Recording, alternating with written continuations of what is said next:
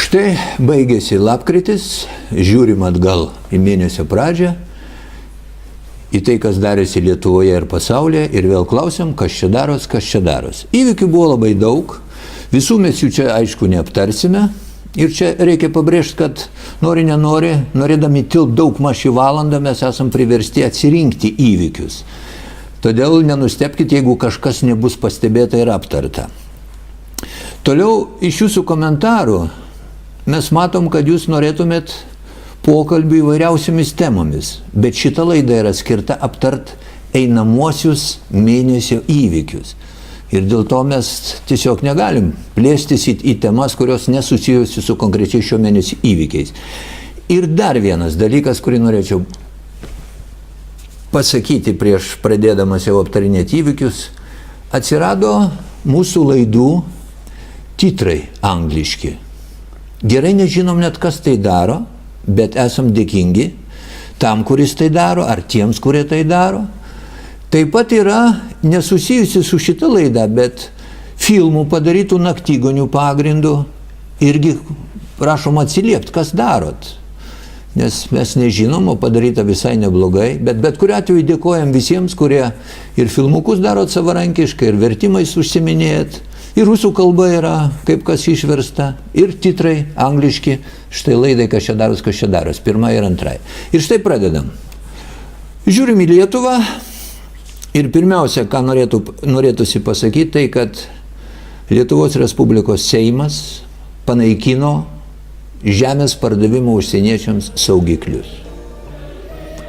Na, šitas Seimas daro tokius dalykus, kurių nedarė kiti Seimai, jie tiesiog nedrįsdavo, mano supratimu, šitie drįsta viską. Ir turbūt labiau jau peržengti savo savastį, negu padarė šitas Seimas, valstiečiai ir žalieji, kurie buvo aktyvūs parašų rinkikai žemės referendumui. Šiandieną jie balsuoja už saugiklių panaikinimą, o prieš tai buvęs Seimas atsiliepė į žmonių triūsą, į tuos parašus ir priėmė tos saugiklius. Ir štai nepraėjus nei čia labai daug tų metų, šitas naujas Seimas, žalių ir valstiečių, be skrupulų panaikino tos saugiklius. Ne tik Lietuvos Seime yra žmonių, kurių poelgius sunku vertinti kaip teigiamus Lietuvos naudai. Tokių žmonių yra ir deleguotų į Europos parlamentą. Šį mėnesį išplaukė į paviršių sąrašą žmonių, kuriais disponuoja garsusis Sorošas. Vos ne trečdalis Europos parlamento narių yra susijęs su Sorošu, su tuo žmogum, kuris yra išvarytas iš daugelio šalių. Na ir aišku, mums įdomu, kasgi tame sąraše yra iš Lietuvos pusės. Na ir štai randam vieną pavardę. Ir žinokit, aš kažkodėl nenustebęs, kad aš tą pavardę čia radau. Bet ačiū Dievui, daugiau atrodo nėra, nors tiek. Taip, kad nėra ko stebėtis, kad ir kitas jų darbo vaisius sukėlė daug šurmulio Lietuvoje. Aš turiu omeny, kad nuo sausio 1 vaistinėse prasidėjo tas tikrinimas, kaipgi ten tie vaistininkai dirba. Ir vėl, taisyklės pasirodo galiojo senai, bet matyt kažkokio sveiko proto vedami žmonės, nebuvo tokie jau griežti tų taisyklių vykdymo lauke. O šitas Seimas taip, jis ištikimas savo. Jis daro visą tai, ko kiti nedarė. Aišku, tvarkos reikia tvarkos. Bet žinodami, kokios eilės pas gydytojus, kad reikia užsisakyti dėl elementaraus vizito pas gydytoją ten prieš mėnesį. Man nesenai teko susidurti su ligoninėmis, su poliklinika. Baisios problemas. Ir dar jie daro, kad kažkokius eilinius vaistus reikės eiti pas gydytoją, kad gauti receptą. Aš dar sėki sakau, suprantama, jeigu būna ta tvarka, niekas nesako. Bet buvo galima prieš tai peržiūrėti bent jau sveiko proto rėmose receptinių vaistų sąrašą. Kad nereikėtų to, kas dešimtmečiais buvo be recepto, staiga pasidarė su receptu. Bet šitas Seimas Jis lieka ištikimas savo. Jis nori būti šventesnis už Romos popiežių. Kitas smulkesnis reikaliukas, sakyčiam taip, tas, kas siautė praeitą mėnesį, tokių pletkų, gandų, tokio, kaip čia pasakyti, tokio moralės sferai, tokios aistros vyrė, sakyčiau, stikliniai vandens bando jūrų mūšį padaryti. Tai mus pasiekė pasaulinės mados, kurios siaučia visą savo stiprybę Jungtinėse valstijose ir Europoje. Tai madinga yra prisiminti, kas ir kada prieš daugelį metų kam ranką neten padėjo. Ir paskelbti visam pasauliui šitai. Ir kaipgi mes atsiliksim Lietuvoje. Ir Lietuvoje taip pat atsirado merginos, kurios prisiminė, kad prieš kiek tai metų ne taip ten kažkas kažką darė. Aš stebiuosi, pirmiausia reakcija Vilniaus valdžios, kurie atėmė režisieriui patalpas, vien dėl to, kad kažkokia mergina parašė Facebook'e, kad ten jis kažką netą, bet palaukit, ten irgi dar, aš net nenoriu kartuoti, jūs visi skaitėt, ką jinai rašo. Jau vien tai verta būtų atskiro aptarimo ir kur jau yra tos moralės ribos šiandieną ir panašiai. Bet sakau, tai manęs nestebina. Mane stebina Vilniaus valdžios reakcija šito režisieriaus atžvilgiu. Skaitau, kad kažkur jau jo filmus išėmė iš kažkokio tai konkurso. Štai kas mane stebina. Mylėjai mano, jeigu mes eisim tokiu keliu, kur sveikas protas apskritai nebėra jo. Tai jūs pirmiausia apie save pagalvokit. Tie, kuriems atrodo, kad viskas normalu, kad taip ir turi būti. Taigi savisaugos instinktas turėtų suveikti. Tai kiekvieną galima apkaltinti. Kiekvieną. Ir kiekviena mergina prisimins ką nors, o ir vyrukas prisimins. Kad atsiranda dalis visuomenės, kuriai atrodo visiškai normalu, kad vien dėl to, kad kažkas kažkur kažką parašė prieš metais buvusį dalyką, plus nieko įrodyti negali, reikia jau kažką skalpuoti, bausti ir panašiai. Ir dėl to nieko nuostabaus, kad šį mėnesį siautė kitas veikėjas, aš jį pavadinčiau patyčių teatro artistu.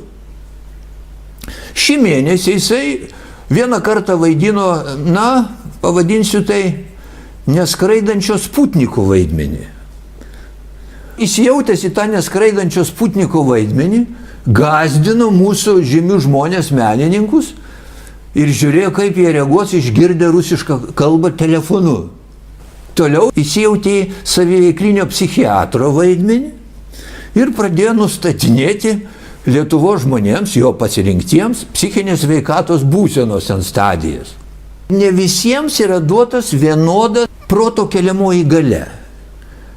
Ir tie, kurie turi tų galių nedaug, jie stengiasi pasaulį sutraukti kiek galint paprastesnę schemą. Ir galų galia tai viskas išvirsta į juodą, baltą tokį pasaulį. Po to jiem neužtenka proto galių dar atrasti, kurgi čia ta balta, kur čia juoda, ir tai sumaišo. Ir dažniausiai jiems atrodo, kad jie stovi jau baltųjų pusė, o dažnai jie stovi juodųjų pusė. Jiem ir šito neduota tiesiog suprasti. Tokių žmonių visada buvo, yra ir bus. Būtent iš tokių žmonių visos valdžios darosi savo karius.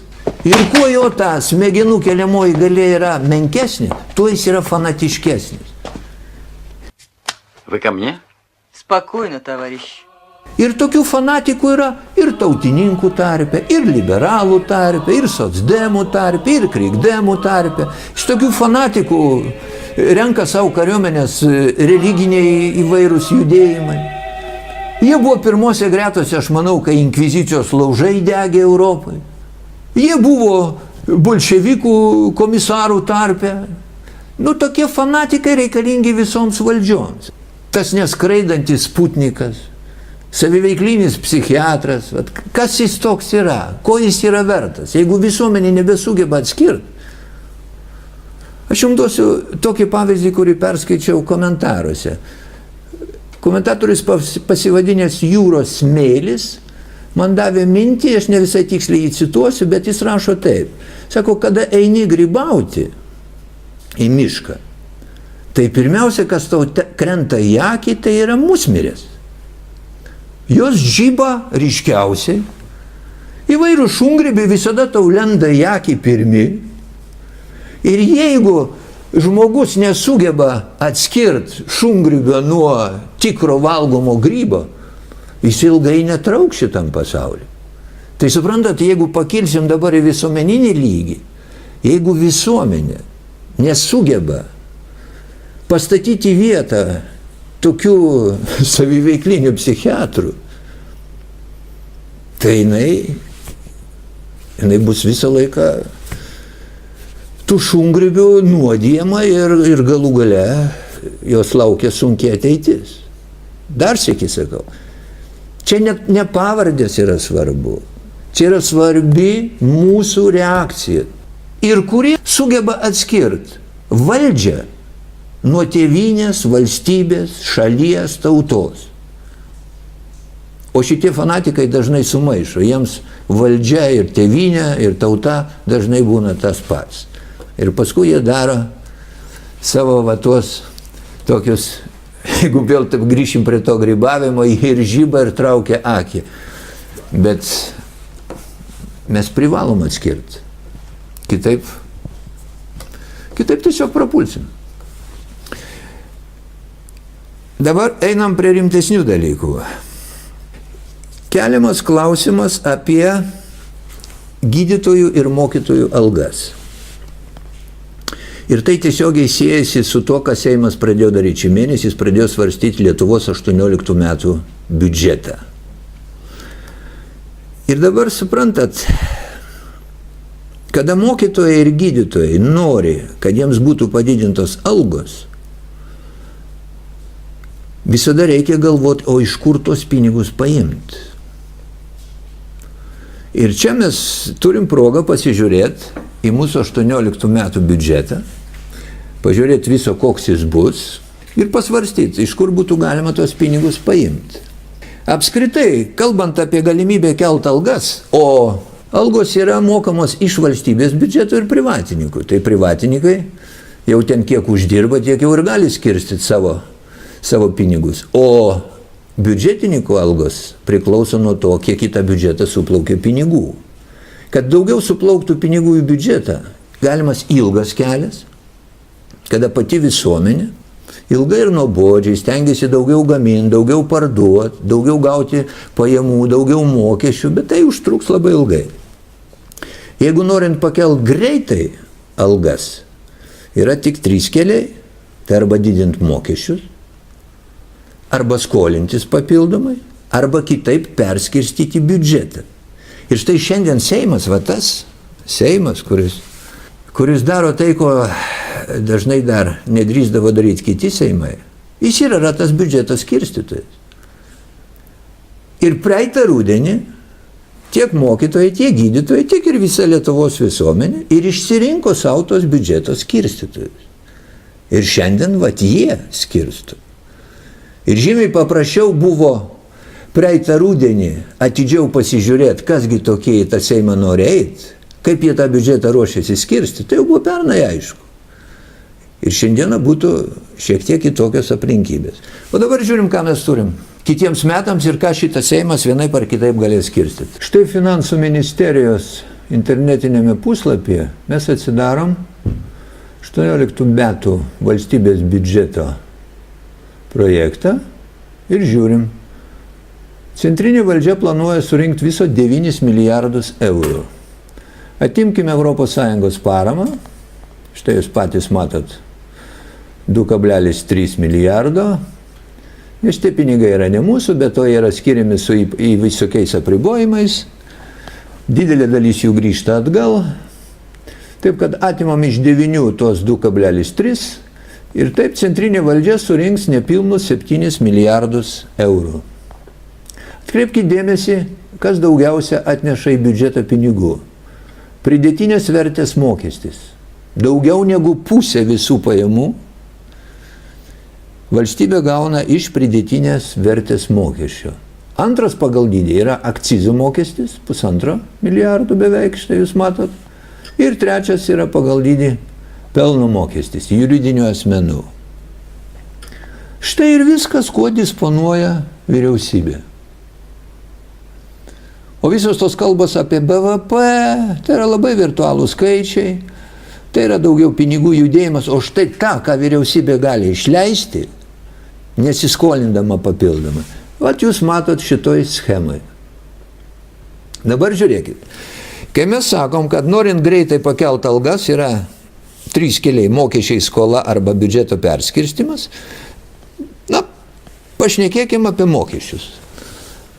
Kad būtų galima mokytojams ir gydytojams pakelti algas, o ir kitiems taip pat, ir žymiai, ženkliai, ne šiaip, kad ten apie keletą litų būtų šnekama, o ženkliai.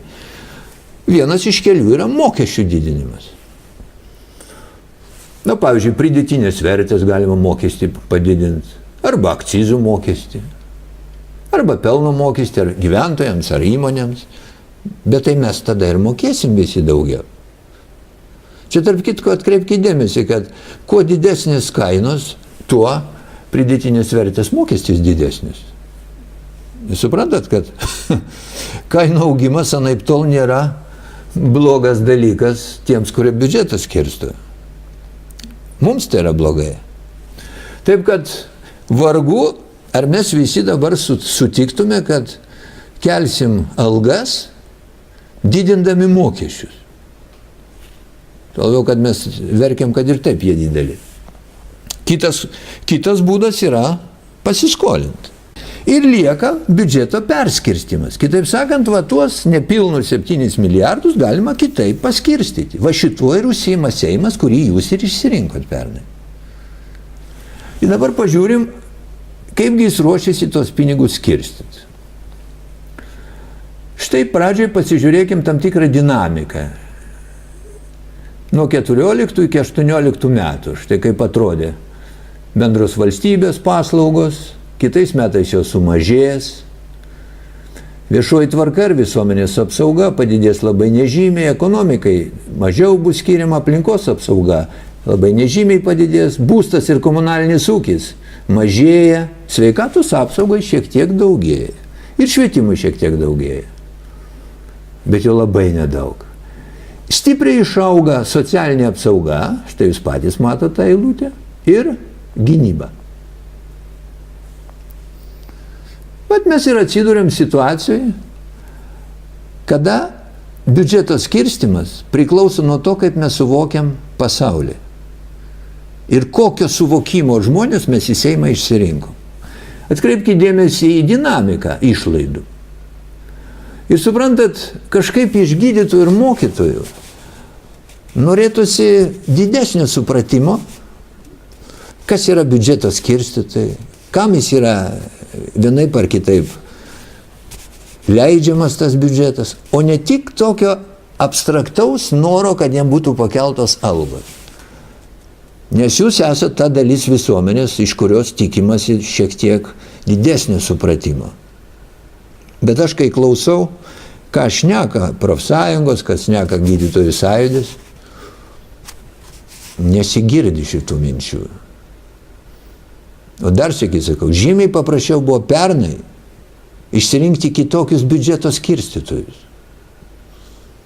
O dabar patys žiūrėkit, stebėkit. Ir kai kitą kartą eisit pas premjerą, pasiūlykit jam ką nors iš šitų lentelių ir tų schemų. Tai bus žymiai prasmingiau. Na ir pabaigai apie Lietuvą. Vėl grįžtam prie Seimo. Mūsų Seimas, būdamas ištikimas savo, priėmė tokį įstatymą, kuris vadinasi Magnitskio įstatymas. Ir aš drįstu pagalvot, kad didelė dalis Seimo narių, kažin ar žino, kas tas Magnitskis, kokiom aplinkybėm tas įstatymas atsirado. Ir kaip su saugikliais žemės pardavimui, taip ir čia. Aš negaliu atsikratyti minties, kad jie kenkia ir mums visiems, ir savo taip pat. Ir vėl tai yra praeitų metų rezultatas rinkimų.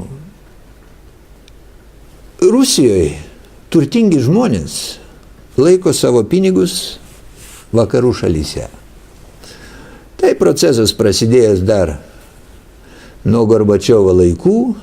Žmonės nurovė vieną ar kitą didesnę sumą, skuba su tais pinigais pabėgti iš Rusijos.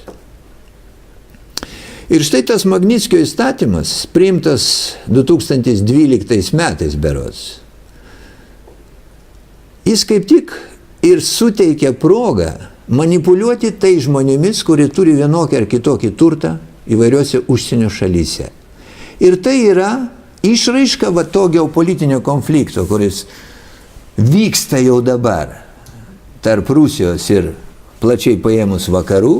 Tai yra instrumentas, šitoje kovoje, vakarų instrumentas. Kodėl jis yra pavadintas Magnickio vardu? Tai čia tiesiog taip gražiai supuolė. Ten atsitiko liūdnas dalykas su Magnickiu, jis pasimirė būdamas kalėjime ir buvo proga tiesiog jo vardu pavadinti. Bet tai nėra konkrečiai šito žmogaus įstatymas, ar dėl jo. Tai yra žymiai platesnis reikalas, tai yra instrumentas, kuris yra naudojamas toj geopolitiniai kovoje tarp Rusijos ir vakarų. Nuo 12 metų šitą Magnickio įstatymą tik kelios šalys yra priėmusios. Jungtinės valstijos, Kanada, Estija ir štai dabar mes. O kodėl kitos valstybės to nepadarė? Ir ar tikrai mums reikia šitai daryti, jeigu to nedaro Vokietija, Prancūzija, Suomija ir daugelis kitų valstybių? O dabar šiek tiek apie patį tą Magnickį. Jelcino laikais Rusija buvo tiesiog, klondaikas energingiems ir norintiems greit uždirbti žmonėms. Iš Rusijos vežė ir lietuviai taip pat varį, pieno miltelius, aliuminį, ko tik mes iš tos Rusijos nevežėm. Ir čia Lietuvoje, ir estai vežė, ir Latvija vežė. Estai buvo net pasidarę vario eksportuotojai vieni didžiausių pasaulyje, nors jokio vario Estijai nėra. Tai buvo auksinis laikas, tai supraskit, kaip tą laiką sugebėjo išnaudoti tie, kurie turėjo startinį kapitalą. Ir vienas iš tokių buvo Brauderis toks. Labai garsi figūra, pradėjo su keliais milijonais startinio kapitalo, labai greit pasidaręs milijardierium.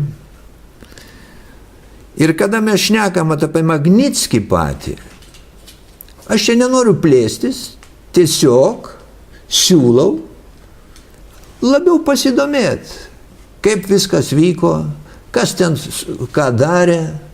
Taip sakant, vėl, ne taip viskas paprasta ir nėra juoda ir balta. Ir tie, kurie turi tą didesnę smegenų keliamąją galę, jūs labai greit pamatysit, kad vargu ar mums reikėjo veltis į šitą reikalą. Čia yra vėl ne mūsų karas. Bet mes, norėdami būti šventesni už Romos popiežių, ir čia norim būti pirmi. Nesuprasdami iš tikrųjų, kokį pavojų statom savo valstybę, savo tautą ir save kaip asmenys.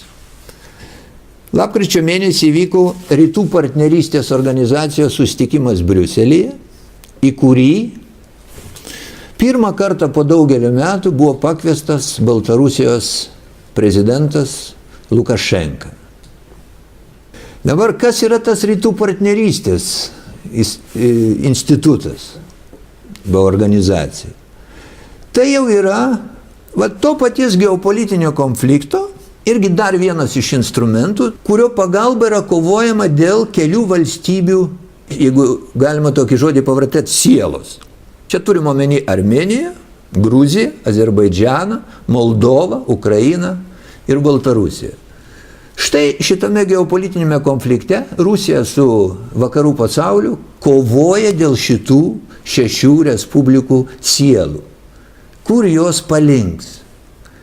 Ir kaip tik dėl to aš manau, nors Lukašenka yra įvardinamas kaip paskutinis Europos diktatorius, bet pasirodo, kai būni diktatorium labai ilgai ir atsiranda interesas, tai galima jau ir sankcijų jam nebetaikyti. Ir jis buvo pakviestas į susitikimą Briuselį iš tos Rytų partnerystės, Bet jis neatvyko. Vietoj jo atvyko užsienio reikalų ministras. Nieko ten ypatingo jie nenutarė šitoj konferencijoje rytų partnerystės šį kartą. Tai yra daug smulkių reikalų, bet tiesiog reikia suprasti vieną dalyką, kad tai yra instrumentas, aš neduodu vertinimų. Aš neskau, ar tai yra gerai ar blogai, tiesiog reikia suprasti, kas tai yra per dalykas, tas rytų partnerystės institutas. Štai su tuo yra susijęs kitas dalykas. Pas mūsų kaimynus, Ukrainai, metinės. Prieš 4 metų, kaip tik lapkričio mėnesį, pabaigoje lapkričio, prasidėjo Maidanas.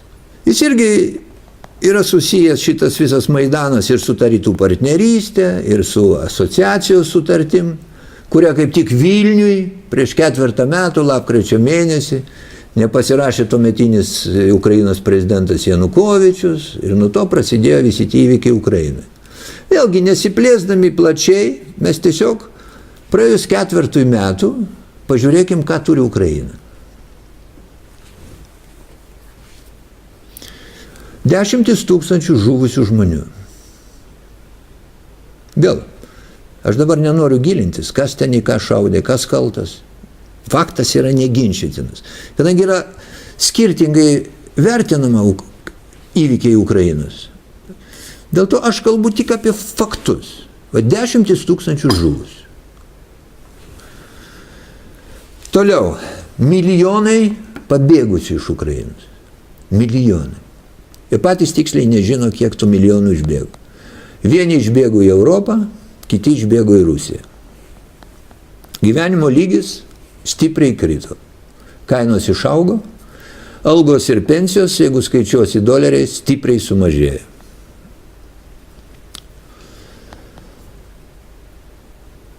Teritorijos prarastos. Valstybė prarado savo teritorijas.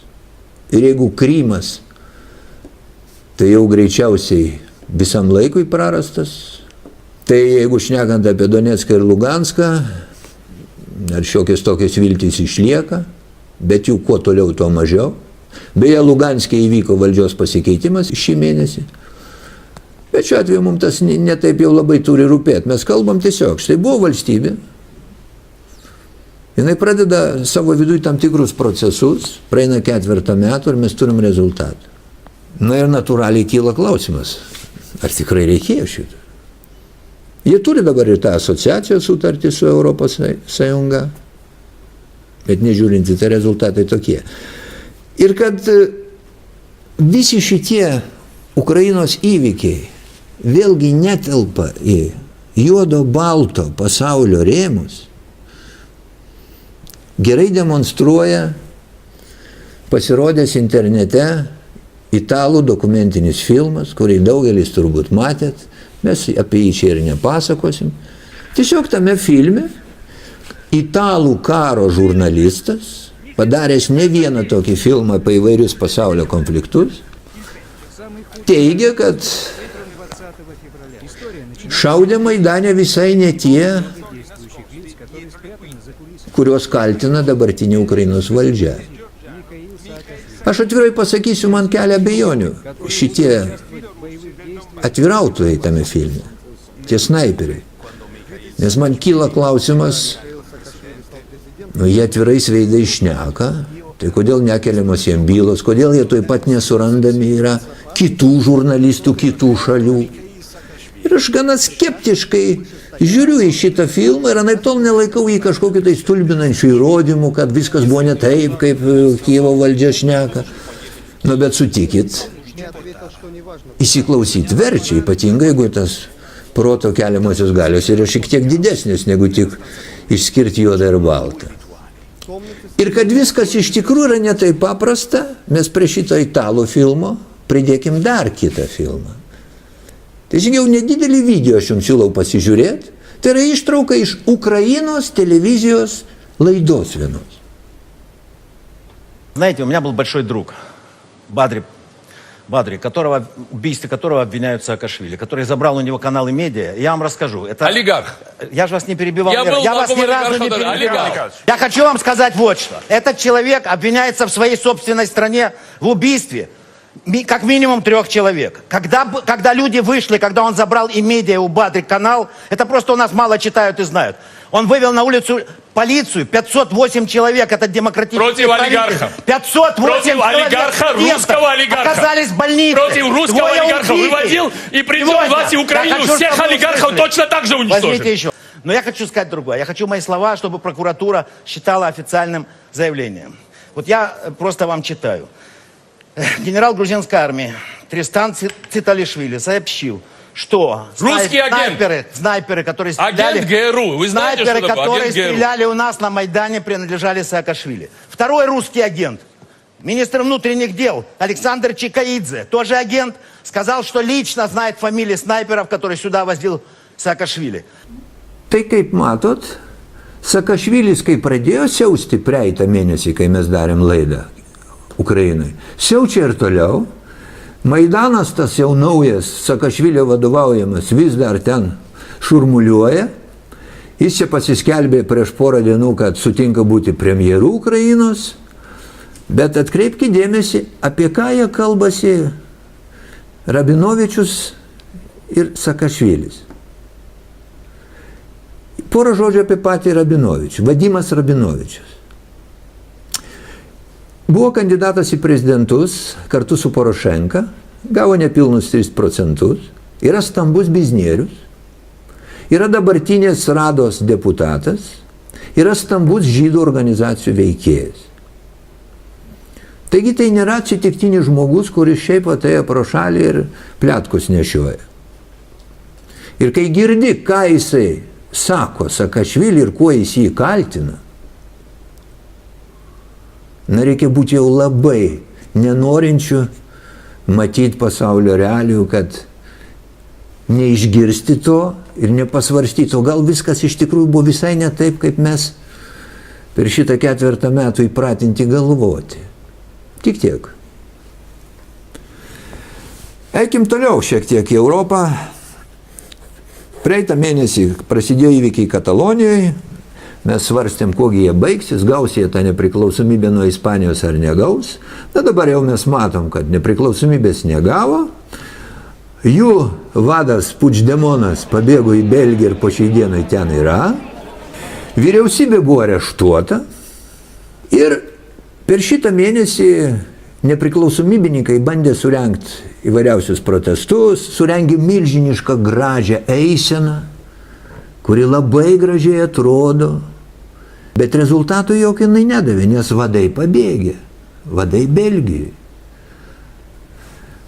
Verta pasakyti, kad Katalonijoje, o tai kas dabar vyksta nieko naujo, ypatingai su tais vyriausybės areštais. Tai pažiūrėkit vieną nuotrauką, jinai yra daryta 1934 metais.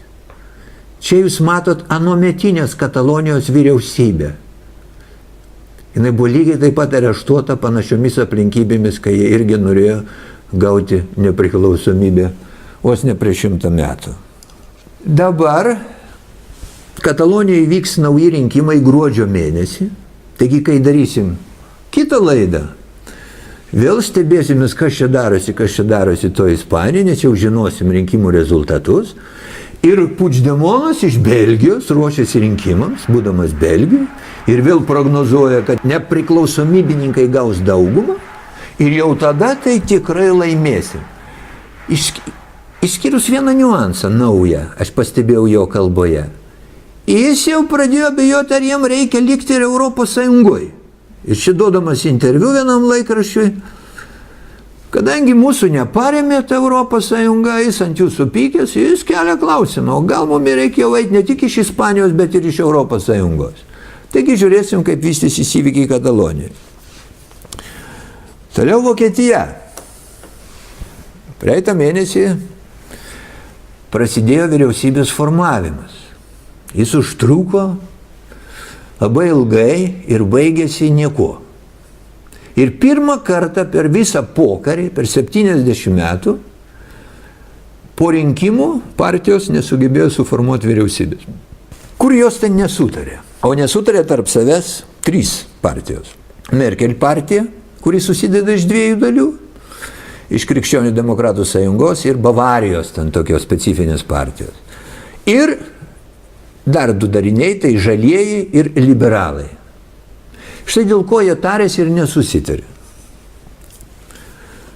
Nesusitarė dėl 2 procentų išlaidų gynybai. Mes čia su entuziazmu tos 2 procentus skiriam, matėm biudžete eilutę, kitais metais, dar ruošiamės didinti, o štai Vokietijoje nesusitarė partijos laimėjusios dėl 2 procentų skirimo gynybai. Toliau nesusitarė dėl požiūrio į Turkiją ir Rusiją. Toliau nesusitarė dėl energetinių dalykų. Žalieji, aišku, nori, kad būtų kuo daugiau tos vadinamos trūkčiojančios energijos. Trūkčiojančia energija yra vadinama ta žalioji. Dabar yra kitas terminas, vėjo ir saulės energetika dabar yra vadinama kaip kur trūkčiojančia, nes jinai yra nepastovi, jinai trūkčioja. Tai daug, tai mažai, vėjas pučia, daug nepučia, nėra. Taigi žalieji nori, kad būtų ir toliau finansuojama žalioji energetika, o Vokietijos realijos sako, kad remiant žaliąją energetiką, trūkčiančią energetiką, elektros kainos pasidarė tokios žemos, kad jos yra žemiau savikainos atominių ir kitų elektrinių. Anglim kūrenamų, dujom kūrenamų. Ten yra didžiulė problema. Nesusitarė dėl šito. Na ir aišku, svarbiausias dalykas nesusitarė dėl perbėgėlių reikalų. Ten jau šiaip ne taip ta Bavarijos partija įkalbino, kad sutiktų su 200 000 per metus ateivių ir kad čia jau bus toks limitas ir riba. Kai tik Bavarus įtikino tuo, tada žalieji sako, nu jeigu jau taip, o žalieji sako, kad turi eiti be jokio apribojimo. Nu tada nors šeimos narius įleiskim. Ir tai, tas draudimas šeimos nariam atvykti į Vokietiją galioja tik iki 18 metų vidurio. Ir jie nesvarstė, kad apskritai uždrausti šitą procesą. Ne, jie tik tai siūlė porai metų atidėti. Bet ir dėl šito nesusitarė. Ir visiškas fiasko. Ir atrodė, kad jau bus nauji rinkimai. Bet štai per pastarąsias 2 dienas, o mes įrašinėjom šitą laidą sekmadienio vakare, tai šiam momentui panašu, kad prezidentas Vokietijos įkalbino socdemus, kurie kategoriškai iš pradžių po rinkimų, kadangi stipriai pralošė, kategoriškai atsisakė iš viso dalyvauti valdžios formavime. Sako, mums reikia žaizdas užsilaižyti, visuomenė parodė, kad mumis nepasitikė ir mes nenorime eiti tą vyriausybę. Bet Vokietijos prezidentas nenori naujų rinkimų, matyt suprasdamas, kad nauji rinkimai nieko nepagerins situacijos, gali tik pabloginti. Primiktinai įkalbinėjo socdemus, kad jie formuotų koaliciją su Merkel partija. Ir va šiai dienai, šiai valandai netgi sakyčiau, panašu, kad taip ir bus daroma. Bet situacija yra krizinė Vokietijai. Ir štai dar sykį mes galim pasižiūrėti, ką reiškia pažiūros. Ir jeigu žmonės laikosi pažiūrų, kada svarbu ne postai ir ne tik buvimas Seime ir ten galimybė kelt ranką už viską, ką tik pasiūlo. Va susitarti ir neina. Kai yra tikros pažiūros, kai ateina partijos su tikrom pažiūrom. O kai mūsų Seime šiandieną visi vieningai balsuoja ir už saugiklių naikinimą, ir už Magnitskio įstatymą, ir už kariuomenės svetimos buvimą, ir už vaikų atėmimą, visi praškai vienodai balsuoja. Tai tik rodo, kad pas mus partijos atėjo ne pažiūrų vedinos, o atėjo atsitiktinių žmonių rinkinys, kuriais ir yra lengvai manipuliuojami. O Vokietijoje yra šiek tiek kitaip. Beje, jeigu jau šnekam apie biudžetą kariuomeniai, štai Vokietija nesusitarė dėl 2 procentų, bet lapkričio mėnesį įvyko praktiškai Europos kariuomenės formavimo pradžia tokia prasidėjo. O juk šitam reikalui irgi reikės pinigų. Ir šalia to Europos kariuomenės formavimo yra dar vienas dalykas. Yra kūriamas tas vadinamas karinis Šengenas. Karinis Šengenas tai reiškia lengvą galimybę tankam važinėti po Europą, neklausiant įvairių šalių sutikimų.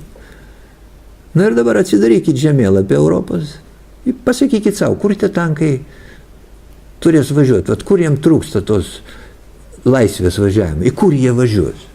Na ir Dar vienas dalykas, lapkričio mėnesio įvykis 100 metų nuo 1917 metų perversmo Rusijos imperijoje.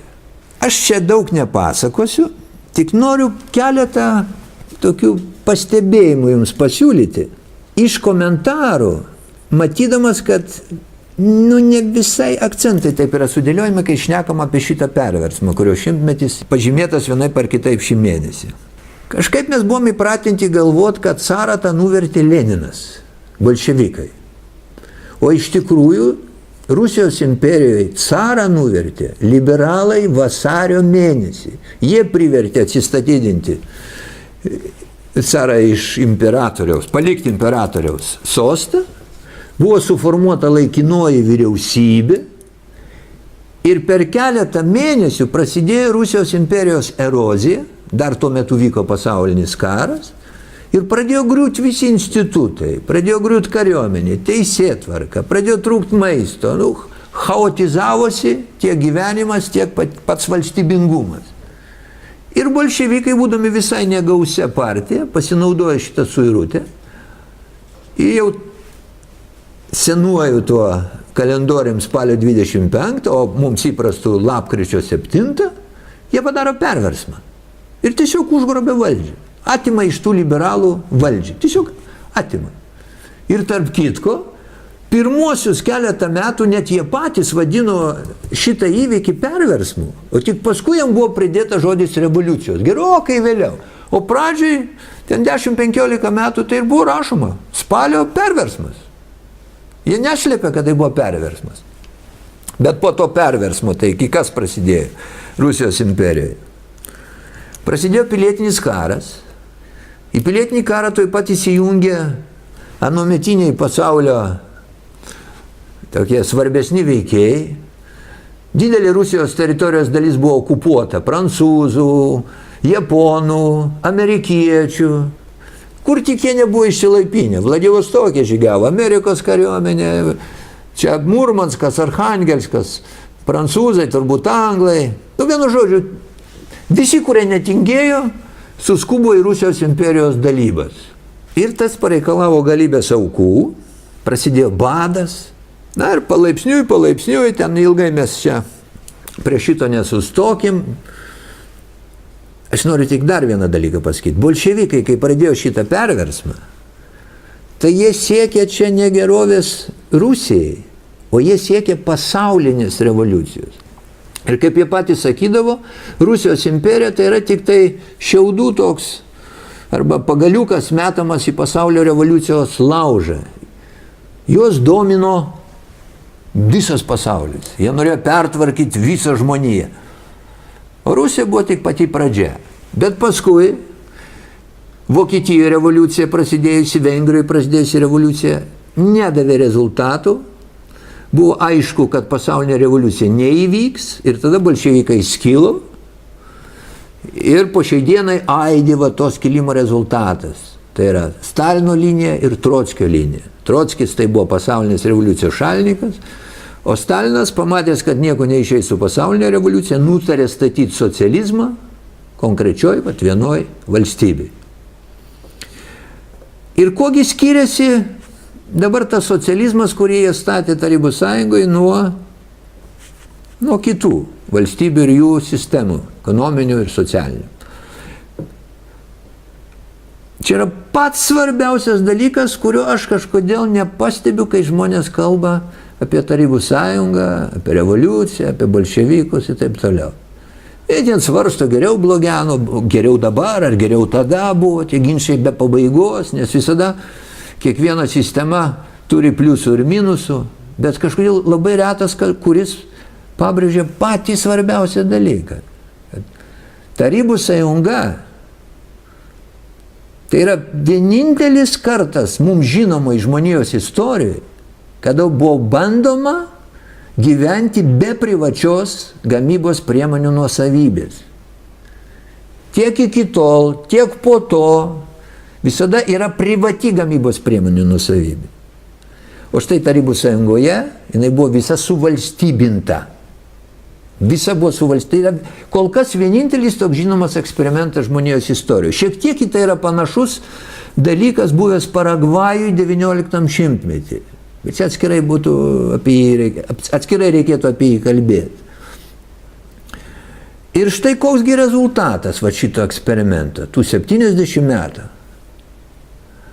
Kai tik atsirado galimybė grįžti atgal, viskas ir grįžo į pradinį būvį. Ir aš drįstu sakyti, kad žmogus iš didžiosios raidės, tas pasaulio žmogus, jeigu jis apskritai yra pasiruošęs gyventi valstybinės arba kolektyvinės nuosavybės sąlygomis, aš abejoju, ar iš vis yra pasiruošęs gyventi tokiamis sąlygomis, tai bent jau artimiausiai apžvelgimo ateityje aš nematau jokių galimybių, kad tai būtų. Nes Tarybų sąjunga 70 metų, na sakykime, ne 70, po to, kai jau nurimo pilietinis karas, kai nurimo pačios baisiausios tos žudynės, jie bandė kurti naują žmogų, auklėti jį, formuoti, visai su kitokiu požiūriu, tą nuosavybę, į sociumą, į moralę. Ir rezultatas, jokio rezultato. Viskas grįžo į tą patį būvį. Pirmiausia, Tarybų sąjunga, tie 70 metų, tai yra labai skirtingi laikotarpiai. Tai nėra viena tokia vienoda būsena. Yra keletą labai ir labai skirtingų laikotarpių. Aš dabar apie juos smulkiai nekalbėsiu, bet štai vienas iš tų laikotarpių, pirmieji 10-15 metų po to perversmo, kažkur iki 30 metų, pasižymi eksperimentais kultūros srityje, meno srityje, socialiniai eksperimentai buvo vykdomi, vyro moterų santykiai buvo keičiami, tėvų vaikų santykiai. Ir tas, kas vyksta va dabar pas mus, o ypatingai vakarų Europoje, labai daug bendrų bruožų yra su tuo, kas vyko pirmosius 10-15 metų. Dar net ne Tarybų sąjungoje, o to jau tarybiniai Rusijoje. Kaip tas gyvenimas atrodė, lengvai jį galima pastebėti Ilfo ir Petrovo knygose, Aukso veršis ir 12 kėdžių. Jūs ten kaip tik matot va šitą laikotarpį, kur klesti modernistai, menininkai, kurie iš grūdų paveikslus tapo, visokie poetai, eksperimentatoriai, teatralai ten visokias fantazijas kūrė ir taip toliau. O jau seksualiniai kokie tenai eksperimentai buvo daromi. Tai žinot, iki kaip kurių ir dabar dar nepriejo. Bet paskui palaipsniui visą tai buvo, aišku, įstumta į tam tikras vėžes ir viskas grįžo į normą. Visada po suirutės kažkodėl išlenda visi va šitie eksperimentatoriai. Ir tai, kad mes gyvenam dabar tokiam laikotarpį, tai tik rodo, kad tai irgi yra tam tikros išvakarės kažkokių didelių permainų. Ir štai šalia tų kitų meno eksperimentų buvo dideli eksperimentai dailiai. Ir tuo metu suklestėję tokie dailininkai kaip Kandinskis, Šagalas, Sūtinas, Malevičius. Jie po šiai dieną yra, klasika jau dabar, klasika yra tam tikrų meninių ieškojimų vykusių 20 amžiaus pradžioj. Didelė dalis tų dailininkų paskui emigravo jau iš tos tarybinės Rusijos, išvažiavo į vakarus, bet štai tos pirmus 15-10 metų jie ten klestėjo. Kaip ryškiausias pavyzdys va šitų eksperimentų, tai yra būtent Kazimiero Malevičiaus Juodas kvadratas baltam fone, garsusis Malevičiaus kvadratas.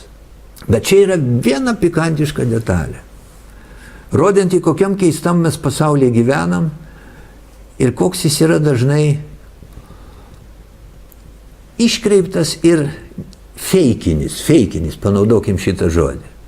Viskas būtų gerai su to Malevičiaus kvadratu, jeigu kelis dešimtmečius prieš tai nebūtų gyvenęs toks Alfonsas Ale Prancūzijoje, kuris tų kvadratų pripiešė. Ir kokie pavadinimai. Vyskupai skina pomidorus raudonosios jūros pakrantėje. Negrų mūšis juodą naktį ir panašus. Jis buvo humoristas, šalia kitko. Bet atkreipkite dėmesį, Malevičiaus kvadratas yra žinomas daugelio žmonių vakarų civilizacijos, kainuoja neįsivaizduojamus pinigus, o štai Alfonso Alė kvadratai, tiesiog kažkokie tokie. Egzotiškas niuansas, žinomas labai ir labai mažai kam. Nors skiria šitos kvadratus tik keliasdešimt metų. Ir aš manau, kad Malevičius puikiai juos žinojo. Nes buvo išleisti albumai, tas Alfonsas Alė išleido albumus su savo tais kvadratais. Jis buvo gana garsi figūra tuo metu Prancūzijoje.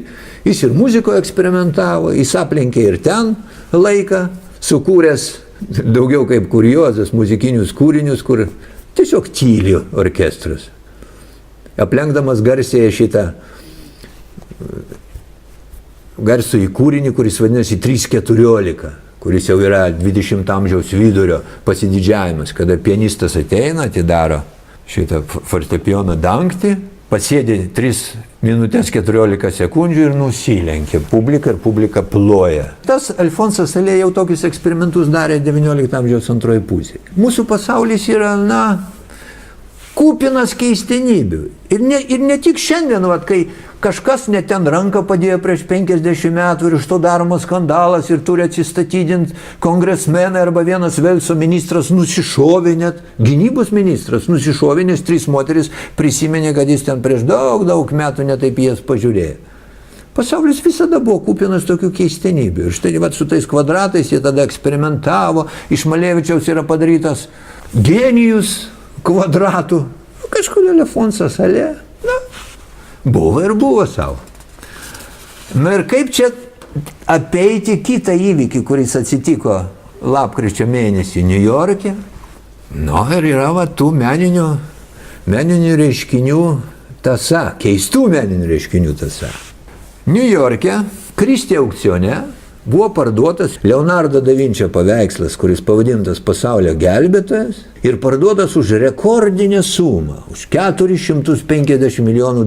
Tai yra brangiausiai kada nors parduotas paveikslas. Pirmiausia, informacija apie patį paveikslą. Tas paveikslas pirmą kartą pasirodė avanscenui 1958 metais, kada buvo išparduodama Anglijos aristokrato, turtingo aristokrato paveikslų kolekcija. Jis ją pardavė už milžinišką sumą tiems laikams, ten buvo daug tikrai garsių ir gerų paveikslų, ir tame tarpe buvo parduodamas šitas Pasaulio gelbėtojas. Ir jis tada buvo parduotas už 45 svarus. Jis nebuvo absoliučiai niekaip siejamas su Leonardu da Vinčiu. Jis buvo parduodamas kaip kažkokio ten visiškai nežinomo dailininko teplionį, taip pasakykime. Ir štai jis buvo įvertintas, gerai, šalia kitų ten tų brangių paveikslų iš to aristokrato, kad nereiktų deginti, paėmė ir šitą už 45 svarus. Dabar jis parduodas už 450 milijonų. Man šiek tiek čia galima įtarti ir pasityčimą tų, kurie organizavo šitą akciją. 45, 450. Nors tai yra laikoma, kad tai jau Leonardo da Vinčio paveikslas. Tai jis turi būti parduodamas viduramžių dailės skyriuje. Jis buvo parduodamas šiuolaikinio meno skyriuje. Kristie aukcionas pardavė šiuolaikinio meno skyriuje. Jisai buvo restauruotas visai nesenai, čia 11 metais. Ir tada, netikėtai, jame įžiūrėjo Leonardo da Vinčio ten rankos požymis. Tada atsirado ekspertai, kurie patvirtino. Ir jam buvo suteiktas jau Leonardo da Vinčio vardas tam paveikslui. Autorystė ir parduotas. Ten dar masė istorijos. Jis buvo parduotas vienam rusų milijardieriui už milžinišką sumą. Paskui tas suabejojo, ar tikrai čia jam neįkišo feiką, nutarė jo atsikratyti. Ir šitas aukcionas yra finalas to. Kaip rašo vienas iš tų laikraščių, kad didžioji dalis ekspertų ir žinovų šitų reikalų labai abejoja, kad čia Leonardas da Vinčis kaip nors yra prisidėjęs prie šito paveikslo nutapymo. Bet žiūrėkit, nežiūrint į visą tai, kad didžiausi pasaulio laikraščiai, ekspertai abejoja, jis yra parduodamas visų mūsų akivaizdą už įžūliai didelę sumą. Ir aišku, pirkėjas nežino. Persikelkime į Jungtinės valstijas, mesgi stebim Trumpo kovą su Šiaurės Koreja, kovą su savo priešininkais Jungtinėse valstijose. Ir tas, kas buvo matyt Kai mes darėm pirmą laidą, kas buvo matyti darant antrą laidą, be abejo, lapkričio mėnesį gavo naujų spalvų. Oficialiai Demokratų partija pradeda Trumpo apkaltą jau. Introducing articles of impeachment to remove President Trump from office. There are many reasons why I think the president is an awful president, an awful person. This president has committed misdeeds that merit impeachment. President Donald Trump is a threat to our national security. Vienas dalykas, toliau žiūrėkit. Kažkoks ten generolas iš vadovaujančių pasako, kad jeigu ką, tai jis neklausys prezidento įsakymo. I think some people think we're stupid. We're not stupid people. We think about these things a lot. When you have this responsibility, how do you not think about it? And so, but what people forget is this is a military mission and a military function. And since the day I joined the service 36 years ago, every year I get trained in the law of armed conflict. And the law of armed conflict has certain principles. Necessity, distinction, proportionality, unnecessary... Ir tas generolas neišmetamas iš posto.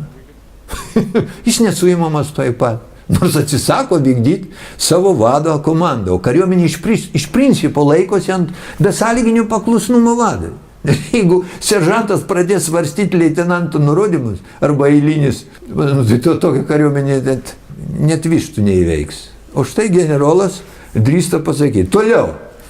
Yra pateiktas įstatymo projektas, kuriame numatoma atimti Trumpui galimybę prie to vadinamo raudono mygtuko ranką pridėti. Vėl tas pat, kad jis net ten ranką kartais nepadėtų. Raudonas mygtukas tai yra atominio ginklo paleidimo mechanizmas. Na,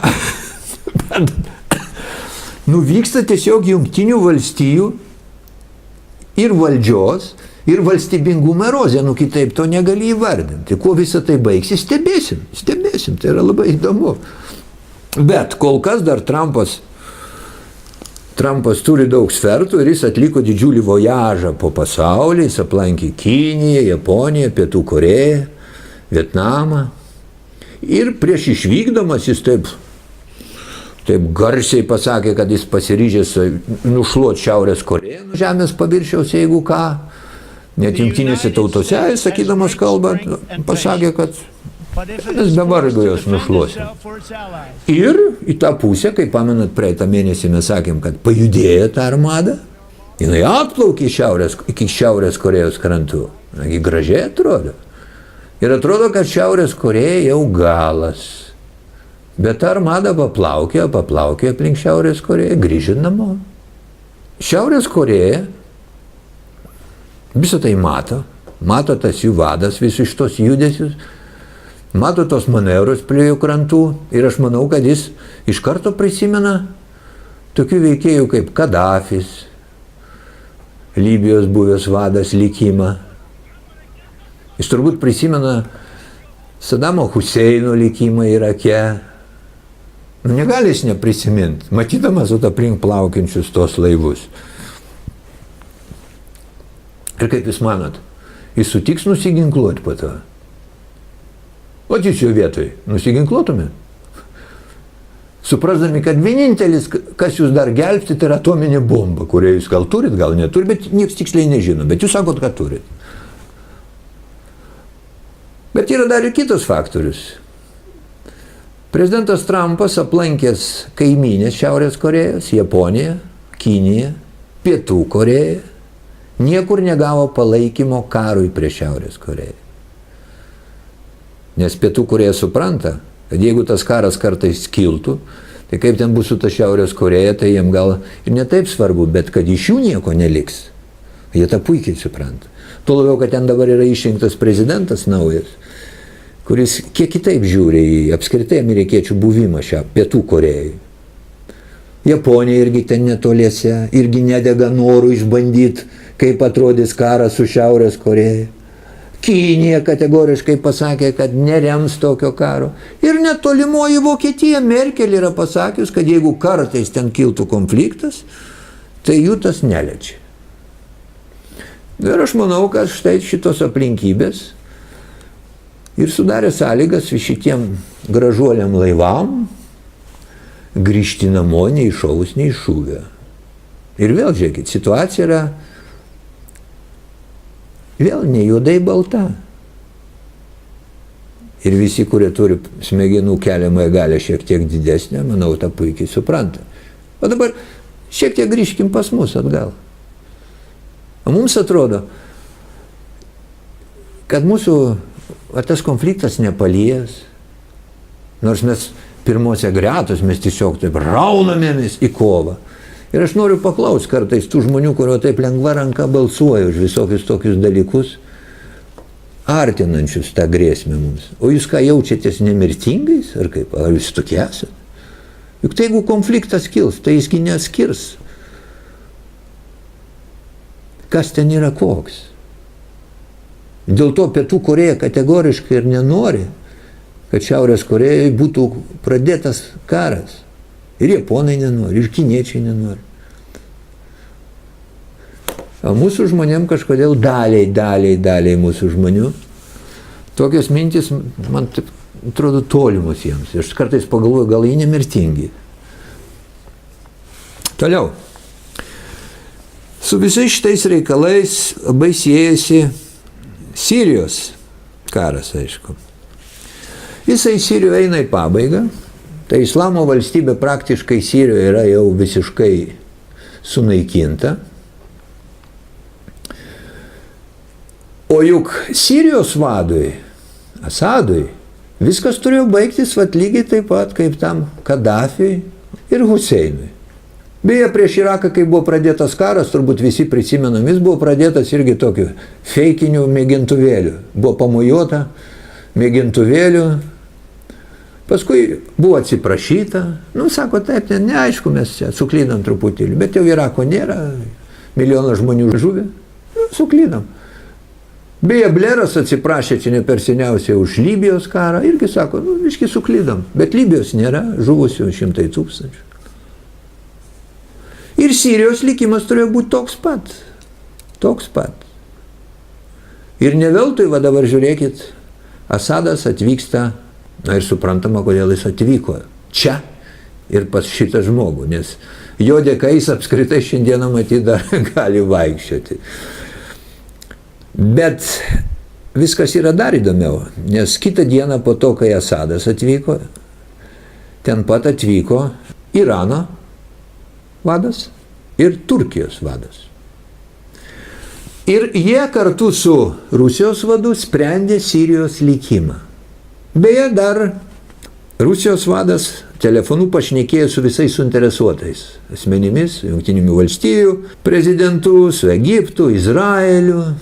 Aptarė su visais telefonu, o štai Soči susėda trijulė ir tai yra vėl beprecedentinis dalykas.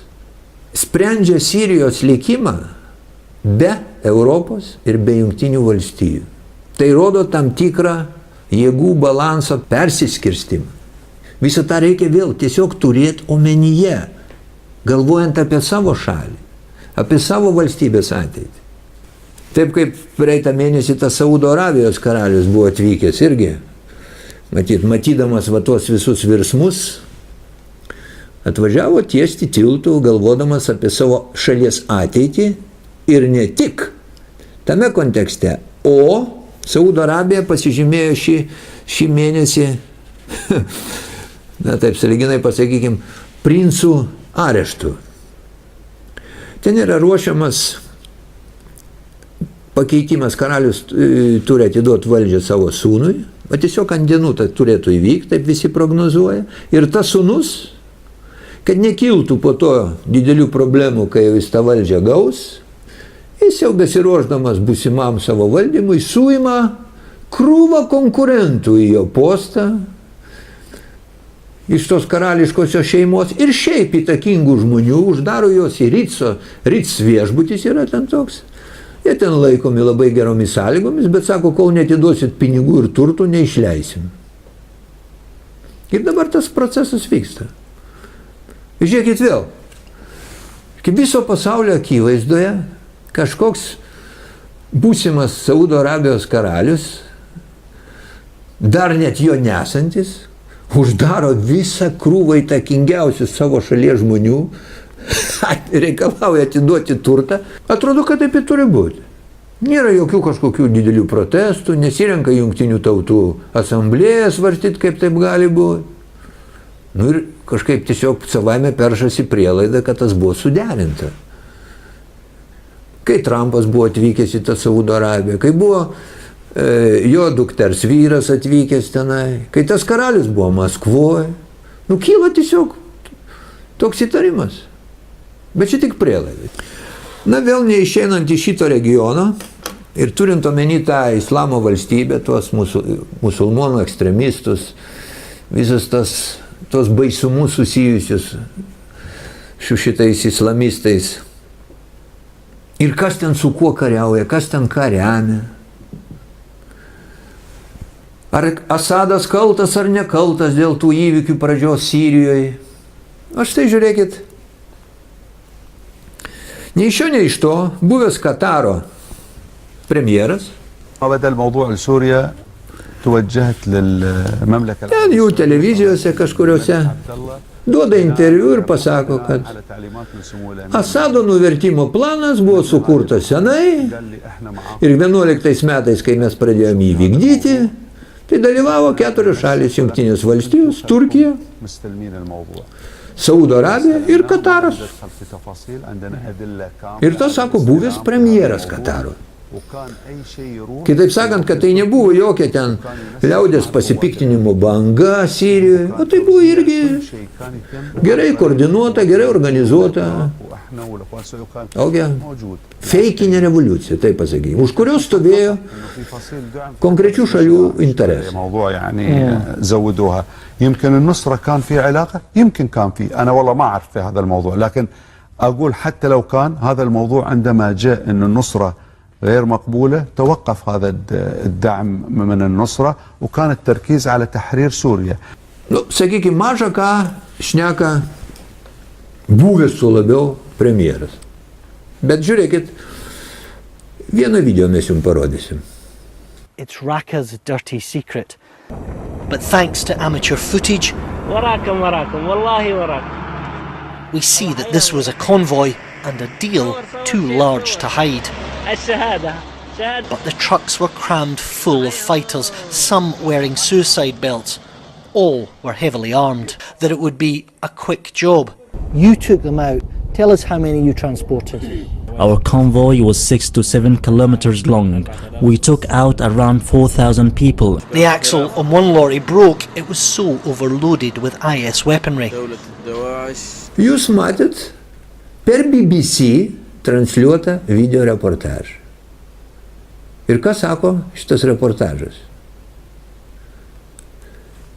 Kad tiem žiauriem žmonėm, tiem teroristam, su kuriais atrodo visas pasaulis turėtų kariauti, pabėgti iš Rakos padeda vakarų šalis. Taigi ne aš sakau, tas sako BBC žurnalistų. Kaip negalima supaprastintai žiūrėti į pasaulį. Nes tiesiog iš visų kampų lenda informacija, kuri netelpa į tą supaprastintą vaizdą. Į baltą juodą, į geri blogi. Tiesiog informacija verste verčia atidžiau įsižiūrėti į įvykius. Neskubėti su sprendimais, neskubėti su pasmerkimu ar pagirimu kažko. Nes, nežinau, negi šitokie faktai nesukelia abejonių tam tikrų. Ar mes teisingai suvokiam? Dalis teisingiau mūsų, teisingai suvokia. Ypatingai vėl grįžtant prie to neskraidančio Sputniko ir panašių žmonių. Aš suprantu, kad jeigu smegenų kelimoji galės silpna, tai faktai tie netelpa. Bet aš kreipiuosi į tos žmonės, kurie sugeba vertinti reikšmę tokių faktų. Ar apie Ukrainą šnekant, ar apie Siriją šnekant. Ir taip toliau. Na ir pabaigai grįžtam prie kaimynų. Po pasaulį pakeliavę grįžtam į Lenkiją. Lenkijoje vyko labai įdomus reiškiniai šį mėnesį.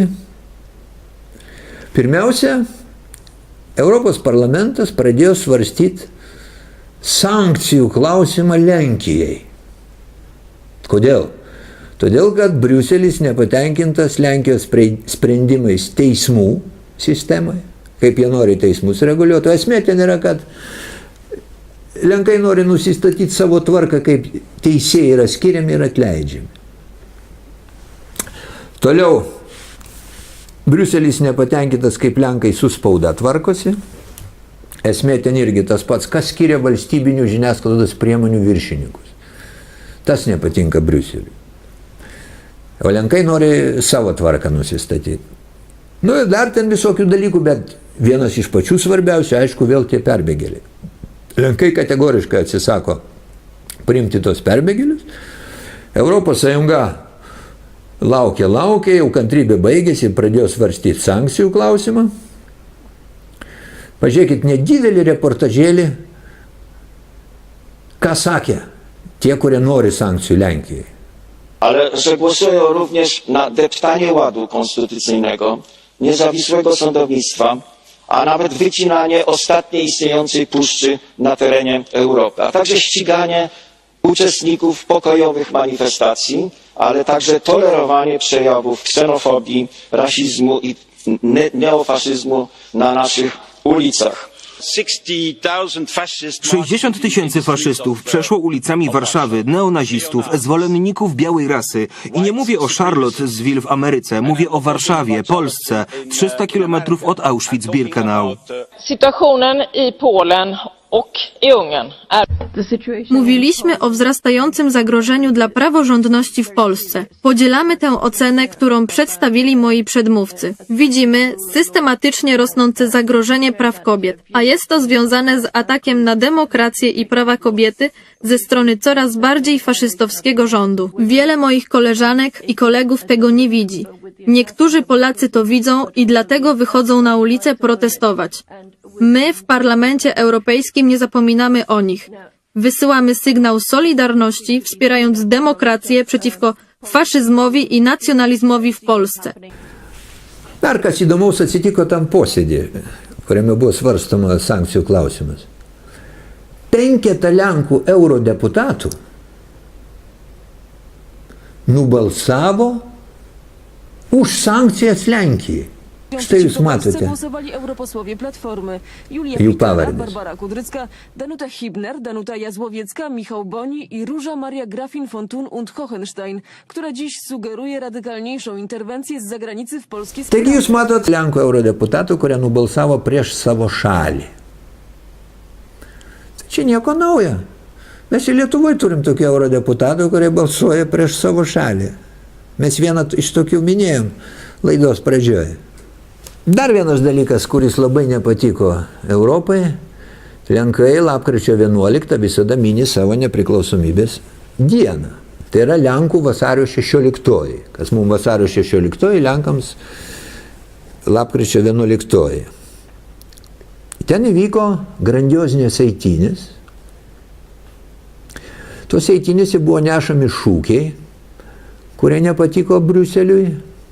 Nu, tiesą sakant, ne tik Briuseliui, ten šūkiai buvo tiek įvairūs, kad jie galėjo nepatikti įvairiausiems žmonėms, kaip kurie nepatiko, arba bent jau turėtų nepatikti, arba sukelt nerimų ir mums. Bóg, honor i ojczyzna!